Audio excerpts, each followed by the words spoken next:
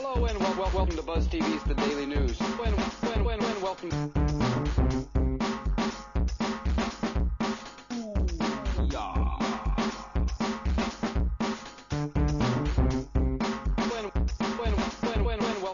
Hello and welcome to 3D Buzz's The Daily News for October 2nd of 2007, brought to you as always by Side Effect Software. I'm Terry. We're going to jump right into some entertainment news. Indie extra blabs and gets cut. This is actually a fairly funny story that, is the reason that we sign things, but also it shows the amount of power that Steven Spielberg holds in Hollywood. Steven Spielberg has cut scenes from Indiana Jones and the Kingdom of the Crystal Skull, in which a loose-lipped extra appeared after the extra gave away spoilers for the movie to his hometown newspaper, according to a story in the New York Post. Director Steven Spielberg and producer George Lucas made the entire cast and crew sign non-disclosure agreements, but the extra, Tyler Nelson, who was cast as, quote, dancing Russian soldier, gave an interview to his hometown newspaper, the Edmond Sun in Oklahoma, in which he revealed what he said were several story points about the top-secret sequel. Spielberg, furious that Nelson has talked, has reportedly taken all of the extra scenes out of the movie and has rewritten the story, or the screenplay, script, whatever you want to call it, so that he doesn't need to appear at all. So apparently he didn't have that integral part of the movie. Moving on to some gaming news, recent figures have shown the Wii sells 4-1 against the PS3 in Japan. That's not surprising. Japan's Interbrain says the Wii outsold the PS3 4-1 in the country between April and September. Nintendo sold 1.6 million units, while the PS3 sold 385,000. All of this shows recent figures between the two systems. A report from early September showed the Wii outsold the PS3 3-1 since their launch of last year. Now, that's not the story. What the story is, what is there going to be coming out soon that the PS3 will be a big seller again? Well, if you remember, the analysts were stating that Heavenly Sword was going to be the big seller. It was going to be the number one game that people were going to start buying the system for.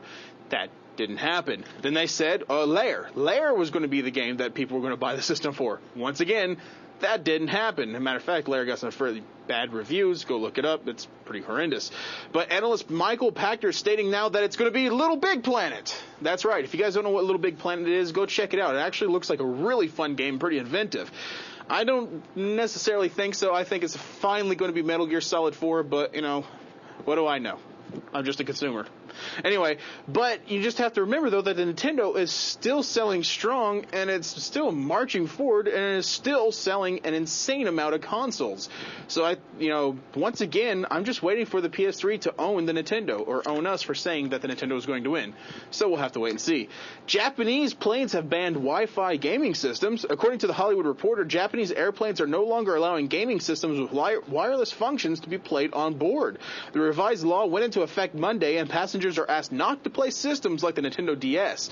Apparently, Japan's transport ministry concluded that the electromagnetic waves emitted by the consoles have the ability to interfere with aircraft navigation systems and other devices.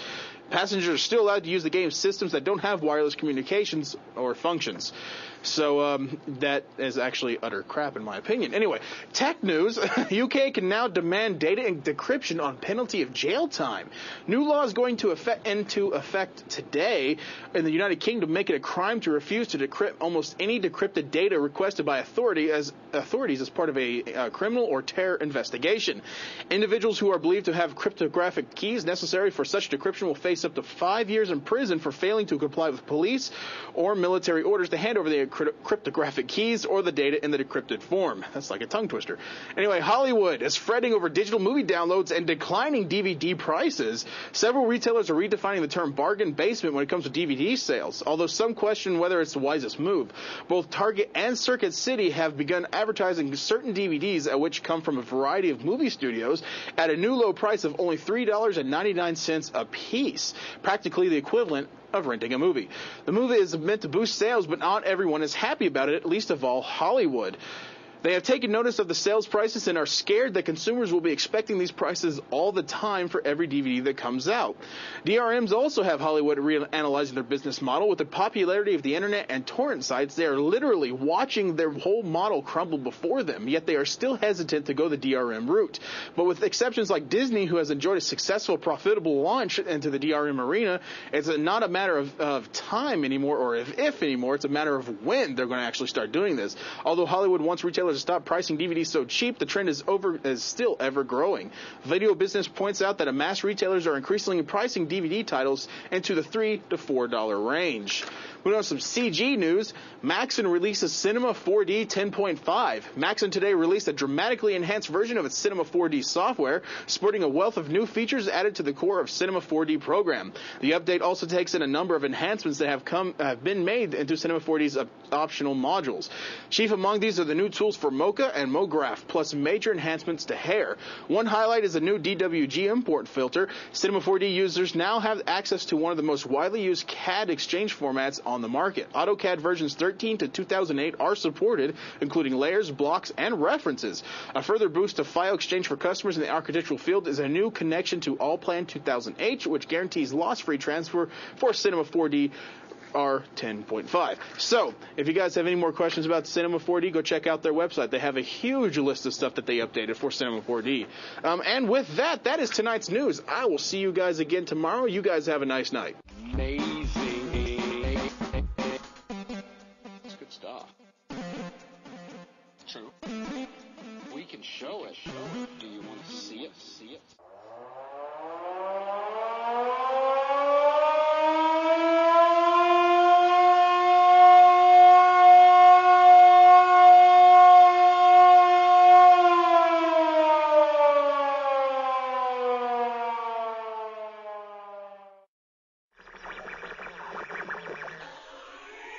Hello and welcome to BuzzTV's The Daily News. Welcome.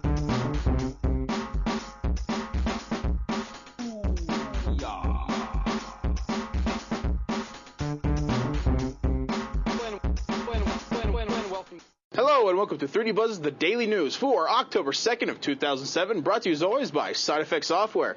I'm Terry. We're going to jump right into some entertainment news. Indie extra blabs and gets cut. This is actually a fairly funny story that, is a reason that we sign things, but also it shows the amount of power that Steven Spielberg holds in Hollywood. Steven Spielberg has cut scenes from Indiana Jones and the Kingdom of the Crystal Skull, in which a loose-lipped extra appeared after the extra gave away spoilers for the movie to his hometown newspaper, according to a story in the New York Post. Director Steven Spielberg and producer George Lucas made the entire cast and crew sign non-disclosure agreements, but the extra, Tyler Nelson, who was cast as, quote, dancing Russian soldier, gave an